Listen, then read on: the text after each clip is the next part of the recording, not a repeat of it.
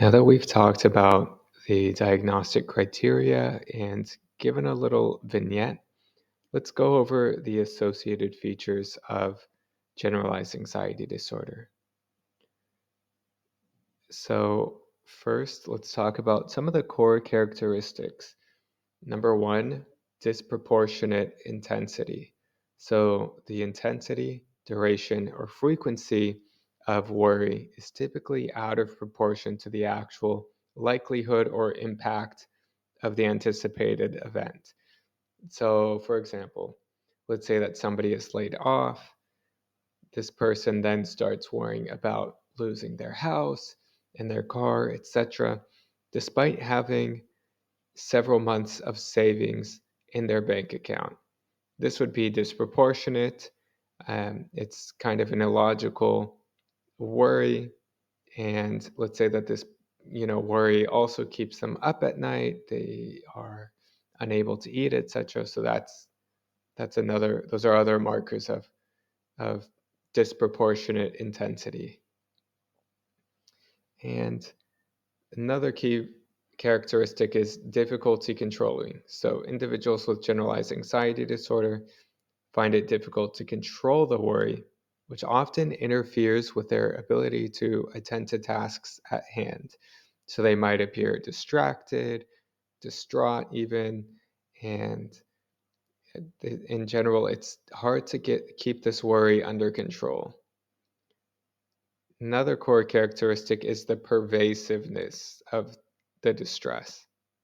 So, generalized anxiety disorder worries are distinguished from non pathological everyday worries because generalized anxiety disorder worries are more pervasive, pronounced, and distressing. They have a longer duration and often occur without specific immediate precipitants, unlike non pathological worries, which are perceived as more manageable. The greater the range of life circumstances a person worries about, for example, finances, job performance, safety, then the more likely the symptoms are to meet generalized anxiety disorder criteria. So let's talk about non pathological everyday worries. What does that mean? So let's say that you have to give a presentation at 3 p.m. and it's now 2:30 and you haven't quite honed in on what it is that you want to say and what you would like to present on.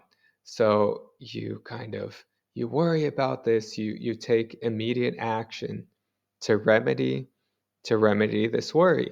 That's a non-pathological everyday worry. It's immediate. There's an immediate precipitant to it. The immediate precipitant is that you must give this presentation. Whereas generalized anxiety disorder, it's as if the alarm is sounding despite there not being an imminent threat.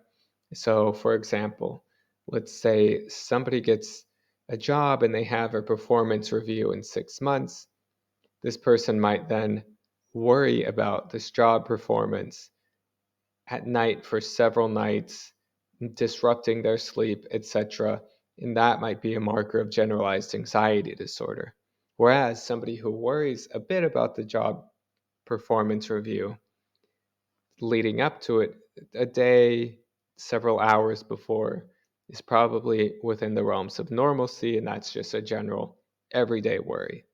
So the magnitude uh, of the stress or worry must be considered. And the key characteristic of generalized anxiety disorder is that the worry is much more pronounced and it spans across multiple domains. Now, let's talk about worry content across the lifespan.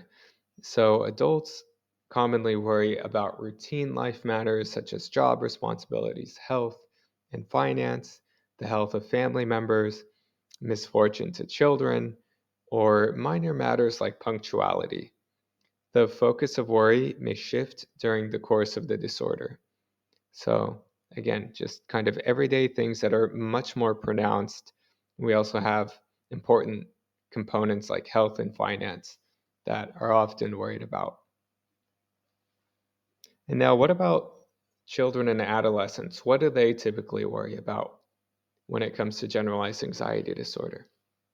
So they usually worry excessively about the quality of their performance or competence at school or in sporting events, even when not being externally evaluated. So there's this innate worry that happens, even if they're not receiving a grade or they're not being compared to others, there's still this intrinsic fear that they may not be performing enough. They may also worry about punctuality or catastrophic events such as nuclear war. And children with generalized anxiety disorder may also be overly conforming, perfectionistic, and frequently seek excessive reassurance and approval. So there's this pervasive validation seeking behavior. This may span across multiple domains, but usually in school or sporting events, and they can appear to be perfectionistic. Now, what do those with generalized anxiety disorder worry about when they are older adults? So often they focus their excessive worry on the advent of chronic physical disease, and frail elderly individuals may worry specifically about safety, particularly about falling, which can limit their activities. So instead of mitigating their risks about falling, they worry almost incessantly about this risk to the point that it might even limit their function.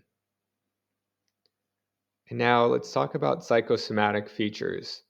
So, muscular and motor symptoms.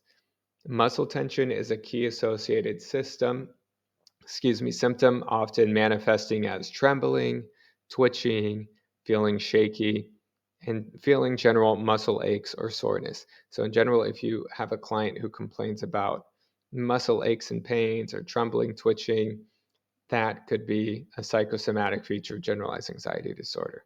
Next, other somatic symptoms include sweating, nausea, and diarrhea. And there are other hyperarousal features that may surface, including an exaggerated startle response. It's important to keep in mind symptoms of autonomic hyperarousal, such as accelerated heart rate or shortness of breath, are less prominent in generalized anxiety disorder compared to other anxiety disorders, most notably panic disorder. So the key feature to kind of look out for is an exaggerated startle response. And this is also something that's common in other mental health conditions such as post-traumatic stress disorder, but you don't get as many of those short-term focused, um, exaggerated autonomic hypoarousal as much in generalized anxiety disorder. And other comorbid physical conditions with generalized anxiety disorder include, uh, you know, headaches, irritable bowel syndrome, etc. And these are common conditions that are associated with and exacerbated by stress.